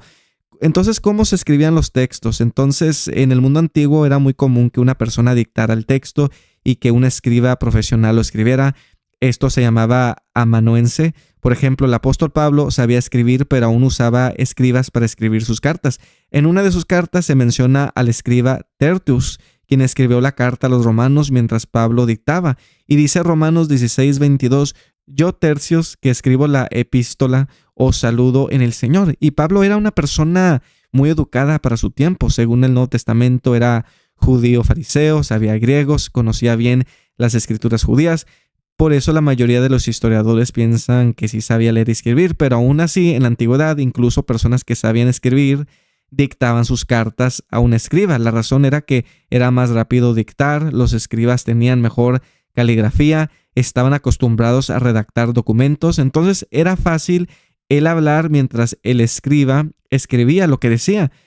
Y algunos autores sí tenían educación, algunos autores del Nuevo Testamento probablemente tenían más educación. Por ejemplo, Lucas era médico y escribió en un griego bastante bueno. Pablo tenía formación judía y conocía cultura griega. En resumen, algunos discípulos o apóstoles eran gente común, no todos sabían escribir bien y muchas enseñanzas se transmitían oralmente primero, después escribas o seguidores educados ayudaron a ponerlas por escrito. Y las iglesias del primer siglo, cuando estaban vivos los apóstoles, intercambiaban cartas y hacían copias de esas cartas o documentos, y estos cristianos copiaban los textos constantemente para usarlos y compartirlos porque querían difundir el mensaje. Los primeros cristianos predicaban en diferentes ciudades, fundaban nuevas iglesias, entonces necesitaban copias del Evangelio de Mateo, Evangelio de Juan, cartas de Pablo, de Tarso, y el resultado es que se copiaban una y otra vez, y no existía imprenta antes. Antes todo se copiaba a mano. Eso significa una iglesia hacía una copia y luego otra iglesia hacía otra copia y así sucesivamente. Con el tiempo había muchísimas copias y por el uso constante en las iglesias los textos no estaban guardados. Se leían en reuniones, en enseñanzas, en predicaciones. Por el uso constante se desgastaban y había que copiarlos otra vez. Y se expandieron por todo el mundo. El cristianismo creció rápido en Asia, África, Europa. Cada región hacía sus propias copias y durante las persecuciones algunos textos eran destruidos, así que los cristianos escondían o copiaban más. Esto hizo que se produjeran más copias para preservar el mensaje. Y el resultado final es que hoy existen miles de manuscritos en griego, miles más en otros idiomas, muchos más que otros textos antiguos. El Nuevo Testamento aproximadamente tiene más de 5.800 manuscritos en griego y más de 20.000 copias del Nuevo Testamento en otros idiomas. Entonces, si estamos hablando de copias del mundo antiguo, de documentos antiguos, el Nuevo Testamento tiene más que cualquier otro. No hay comparación. Ahora, esto no incluye libros modernos o documentos digitales de hoy en día. Por eso digo y vuelvo a repetir mundo antiguo para que después no digan que ando diciendo puras mentiras. Ahora, vamos a entrar a temas que causan a que muchas personas duden de Jesús y estos son los temas sobrenaturales. Y vamos a ver estos temas de una manera lógica y con una mente abierta para verificar si hace o no sentido descalificar creer en Jesús. Por ejemplo, ¿es lógico creer que Jesús nació de una virgen o que se dice que Jesús es Dios? pero a la misma vez el Hijo. ¿Qué significa esto? ¿Y será verdad que hacía milagros o que resucitó? Y estos son temas que causan a que muchos digan que no pueden creer en Jesús porque no les hace sentido esto, porque hoy en día no hemos observado algo así, que suceda o que se pueda comprobar como verdad. Entonces muchos dicen esto que se dice de Jesús, que son puras mentiras o que es una historia inventada, y digo, es válido pensar así porque se está pensando de una manera razonable y no le puedes decir a alguien que es malo pensar de esa manera simplemente por usar su pensar lógico. Ahora, cuando nos ponemos a pensar en estos temas sobrenaturales, tenemos que tener lo siguiente en mente, y eso es que Dios representa ser un ser con un poder y conocimiento infinito, y es algo fuera de lo que estamos acostumbrados. Ya que Dios representa ser el creador, esto significa que puede crear materia de la nada y que es la causa de toda la existencia. Y para que la existencia sea posible, Dios tiene que ser algo sobrenatural, fuera de lo que estamos acostumbrados. Dios, por lógica, es un ser más allá de nuestro entendimiento, y esto significa que Dios puede hacer muchas cosas que parecen magia o imposible para nosotros. Ahora, teniendo esto en cuenta, es lógico que Dios haya causado a que Jesús haya nacido por medio de una virgen, porque para que una mujer pueda quedar embarazada, lógicamente necesita el semen del hombre, porque no nomás va a quedar embarazada una mujer nomás porque se le da la gana. Y esto es una lógica que es 100% verdad, donde una mujer y un hombre tienen que tener relaciones sexuales, o a la mujer se le tiene que introducir el semen de un hombre hacia ella de alguna manera para quedar embarazada. Por eso cuando muchos oyen que Jesús nació de una virgen, dicen que es una tontería y dicen que es irrazonable creer en esto, y ya descalifican a Jesús, y no los culpo por pensar de esa manera. Y es más, a María, cuando se le dice que va a quedar embarazada y dar a luz, ella responde: ¿cómo será esto? Pues no conozco varón. Entonces hasta ella está pensando de una manera lógica de que no hace sentido que vaya a quedar embarazada si no se ha involucrado sexualmente con un hombre, y se le dice que Dios ha encontrado gracia en ella y que el Espíritu Santo vendrá sobre ella. Entonces este Espíritu Santo, esa energía de Dios, es lo que se dice que causó a que María se embarazara. Y para muchos esto puede sonar como una locura, y si abrimos nuestra mente y tomamos en cuenta lo que representa eso que es Dios, no sería imposible que Dios pueda causar a que una mujer se embarace. Si Dios representa ser un ser que tiene un poder y un conocimiento infinito y sabe cómo funciona todo, y tiene la habilidad de realmente hacer lo que sea, entonces no sería fuera de lugar decir que pueda causar a que una mujer se embarace. Y un ejemplo que puedo dar para explicar cómo es que Dios puede meter mano en esta realidad con leyes establecidas y alterar a cómo funcionan las cosas son los videojuegos. Y los videojuegos son mundos virtuales que funcionan y se miran de una cierta manera, de acuerdo a cómo fueron programados, y hay personas que se llaman hackers que tienen conocimiento de cómo alterar la programación. Pero también una persona que es un programador, alguien que creó el juego, tiene también esta habilidad de hackear o ser un hacker, porque tiene ese conocimiento. Y algunos hackers alteran el videojuego de tal manera que pueden hacer cosas que normalmente un jugador de un videojuego no podría hacer, como poder obtener todos los premios o secretos del videojuego que están jugando, y hacen tales cosas como cambiar la apariencia de su personaje o otros personajes dentro del videojuego para que se parezcan a celebridades o superhéroes o animales o objetos, o se dan habilidades como ser inmortal o poder volar en videojuegos donde no se debe de poder volar, o se dan la capacidad de poder acabar con la vida de sus oponentes con un golpe, y algunos hasta cambian drásticamente el ambiente del juego en cómo se mira y funciona, o agregan cosas o ciertos modos de juego.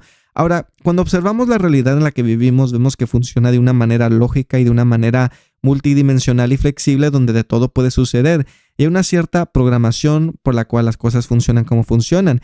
Y Dios es la causa de la existencia por la cual es el creador, y se puede considerar un programador y un hacker, porque si tiene el conocimiento de cómo funciona todo y tiene el poder de hacer cambios si quisiera, entonces no estaría fuera de lugar decir que Dios puede causar a que una mujer virgen, una mujer que no ha conocido a un hombre de una manera íntima, que se embarace. Y algunos quizás no van a poder creer en esta parte de la historia, pero es aquí cuando viene la fe, porque la historia de Jesús, si realmente era eso que dijo ser y representaba, se tiene que considerar esto como verdad, y tenemos que tomar en cuenta que Dios representa ser algo sobrenatural, y por eso es difícil para algunos por creer, porque no estamos acostumbrados a cosas sobrenaturales, pero Dios, por simplemente ser Dios, podría hacer cosas que rompen las leyes que conocemos. Ahora, ¿por qué se dice que Jesús es Dios, pero es llamado el Hijo a la misma vez, y que es el Espíritu Santo? Y esto es otra cosa que confunde a muchos, la Trinidad. el Padre, el Hijo, el Espíritu Santo, y la palabra Trinidad no está en la Biblia, pero es una palabra que se usa para describir estas tres esencias, que se dice que las tres son Dios. Y se dice eso porque a lo largo de la Biblia vemos cualidades que solamente le pertenecen a Dios cuando se mencionan estas tres. Y el Padre, por ejemplo, representa ser la fuente original de eso que es Dios. El Hijo es una manifestación física o material, y es esa imagen de eso que es Dios. Y el Espíritu Santo representa ser una energía que puede hacer cosas sobrenaturales o compartir información. Y el Espíritu Santo también tiene conciencia y también es Dios. Y para que esto pueda hacer sentido, se necesita que tener en mente que Dios es una fuente de energía infinita, y Dios puede sacar una parte de su energía infinita y tomar formas distintas. Por ejemplo, algo similar comparado a esto es el sol. Y el sol es la fuente de energía, y la luz que viene del sol es eso que alumbra, y el calor que viene del sol es eso que se puede sentir. Y asimismo, la Trinidad de eso que es Dios son distintas formas de Dios, pero siguen siendo el mismo y único Dios. Otro ejemplo que puedo dar es el famoso ejemplo del H2O, o sea, el agua puede tomar la forma de un líquido, un sólido y un gas, pero sigue siendo H2O aunque tenga formas diferentes. Ahora, Dios simplemente se pudo haber manifestado en la tierra como un humano adulto y dar su mensaje e ir por el mundo diciendo que es Dios, hacer milagros y así obtener a muchos creyentes, y al final, en vez de morir, simplemente desaparecer. Pero la pregunta que surge entonces es que si Dios pudo hacer eso, ¿por qué nació por medio de una virgen? ¿Y por qué este personaje o la forma que tomó, que conocemos como Jesús, por qué tuvo que morir crucificado al final? Y estas son las preguntas adicionales que surgen. Y pongámonos a pensar en lo siguiente: ¿qué impacto tendría Jesús en el mundo si no se hubiera dejado matar por los humanos? Si Dios apareciera como un adulto invencible y no permitir que lo maten, habría autoridad, habría poder, habría asombro, pero tal vez menos conexión emocional profunda, ya que el factor humano es lo que hace a Jesús tan personal. En el cristianismo, Jesús nace como un humano, crece como humano, sufre como humano, muere como humano. Eso crea algo poderoso, la identificación. Las personas se pueden identificar con alguien que sufre injusticias y es castigado por simplemente hacer el bien. Y si tenía Jesús el poder de escapar su sufrimiento y no lo hizo, eso demuestra que estaba dispuesto a demostrar cómo la gente puede odiar al bien tanto que hacen todo para acabar con ese bien. Y esto lo convirtió en un mártir, y esto es muy importante cuando vemos el mensaje que Jesús nos dejó. En la teología cristiana, la muerte de Jesús no es un accidente, es algo que tenía que pasar, y es central y es muy importante esto para el mensaje que dejó Jesús. La idea es que Dios no solo enseña, sino Dios participa en el sufrimiento humano. Si simplemente apareciera, enseñara y se fuera, podría parecer más como un maestro poderoso, un profeta sobrenatural, una manifestación divina, pero no como alguien que entregó su vida y que redimió el pecado mediante el sacrificio. El cristianismo gira alrededor de que Jesús era inocente y hacía el bien y fue crucificado por hacer el bien. Sin esta historia sería otra religión diferente. Entonces, Jesús, de acuerdo al Nuevo Testamento, es Dios quien se manifestó en forma humana y nos puso el ejemplo de ese bien mayor con sus enseñanzas, y la manera en cómo vivió su vida demostró mucho amor hacia la humanidad, y al final fue crucificado, y ese ejemplo que nos dejó era para que entendiéramos que eso que decía que era realmente eso. Y esto me hace pensar si quizás Dios ha hecho esto muchas veces en otros planetas a través de la historia, o quizás está haciendo esto ahorita mismo actualmente, donde una parte de su energía infinita se manifiesta o se materializa para dar un mensaje, y quizás puede variar cómo se ha manifestado. Quizás en otras ocasiones simplemente se manifiesta y dice que es Dios y da su mensaje, y quizás en otros planetas simplemente no hay un Jesús por decir, y los seres de ahí simplemente tienen que depender de la ley moral, que aunque no está escrito en un libro oficial, lógicamente se puede comprobar que existe un bien y un mal, y si haces mal tienes que aprender de ese mal y ver las consecuencias que vienen de ese mal y aprender de eso. Y digo esto porque el mal es algo que todos, al menos que estés loco o loca, que se va a querer rechazar, porque el mal es un sentimiento negativo, es un dolor físico, y a nadie le gusta sentirse de una manera negativa o estar sufriendo físicamente o emocionalmente. Es interesante pensar en esto porque muchos, cuando piensan en Jesús, lo limitan solamente aquí en la tierra, pero Dios es más grande que el planeta Tierra. Quizás esté manifestado ahorita mismo en otros planetas, y lo podría hacer porque Dios podría, por decir, manifestarse en varios planetas a la misma vez. porque para hacer esto solamente necesita que sacar o usar una parte de su energía infinita. Entonces se dice que Jesús es Dios porque es la manifestación materializada de Dios. Ahora, muchos podrán preguntarse por qué Jesús le llama a Dios Padre, y esto es simplemente porque la semilla que causó a que Jesús viniera a este mundo vino de la fuente original de eso que es Dios, ya que el papá biológico es el que pone la semilla. Pero esta semilla era para que se manifestara Dios como un humano. Y Dios en esta forma humana de Jesús no tenía todo su poder ni conocimiento y vivió hasta los 33 años, que es cuando lo crucificaron. Pero si comparamos 33 años a Dios, el Padre, la fuente que causó a Jesús, vemos que el Padre tiene todo el conocimiento y poder infinito y en edad es un ser infinito que siempre ha existido. Entonces Jesús claro que va a decir que el Padre es mayor que él porque Dios en este personaje de Jesús se limitó a sí mismo. Pero era importante que naciera de esta manera para que la gente se pudiera identificar con él y para que pudiera Jesús crecer en un ambiente donde vive la experiencia humana.